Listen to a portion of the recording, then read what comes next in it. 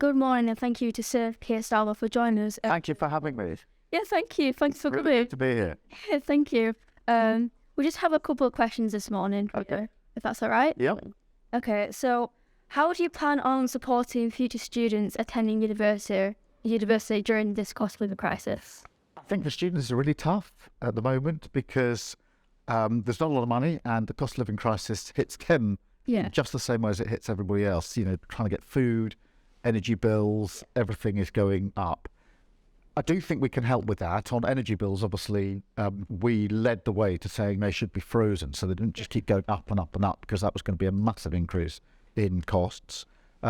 We've also led on the long term there, because in the end, if we're going to keep bills down, we're going to have a long-term plan, which means, you know, making sure that we've got energy security, we've got better forms of energy, so the price is kept down in the long run. But also all the work we're doing with families on cost of living this week. The council taxes, for example, have gone up for many, many families again, which impacts students as well.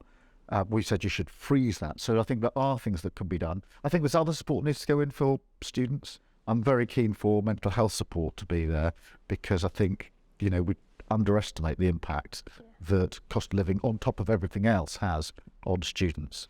And then obviously the longer term ambition is, you know, the partnership for skills to make sure that students have those well-paid, high-skilled jobs in the place where they want to work. So I think there's a lot more we can do. Yeah. Okay, thank you. Yeah. Then you just touched on this in your previous answer, but how is it your party wanting to support low-income families during this cost of living? Well, I do think there are a number of things that we can do. Keeping those energy bills down is huge. Yeah. Because for many families, one, that's a massive part of their budget, and for low-income families, it tends to be an even bigger proportion than for other families. So keeping that down makes a big difference. The council tax that I mentioned, if we were in power, we would freeze council tax so you don't pay a penny more.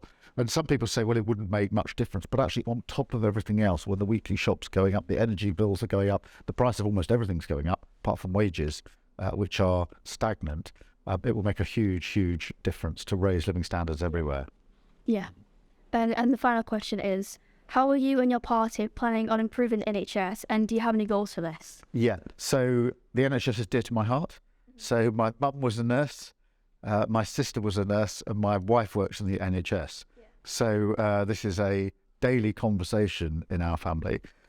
First thing I'd say is the NHS is, sometimes I say it's on its knees, but it's actually on its face. Mm-hmm. And we need to get the NHS through the next few years. I think one of the things we need is more nurses, more midwives, more doctors, and we want to double the number training and coming through, and we want to pay for that by getting rid of the non-dom status, which, as you know, is the tax break for the super rich, so they don't have to pay their tax in this country. We say pay your tax in this country.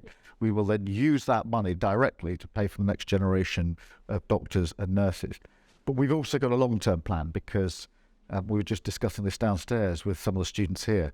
As people live longer, which is a good thing, with more conditions, we need to turn the NHS into a preventative model. Yeah. And that will include preventative approaches, use of technology, but also some of the well-being and sports stuff that this college is promoting will be part of the story, not just about sport, but about the NHS of the future. Yeah, of course. Thank you very much. Thank you. Thank you. Nice to see you, and I'll see you next time. Yeah, thank you, Tara. Thank you. Thank you. Okay, thanks. That's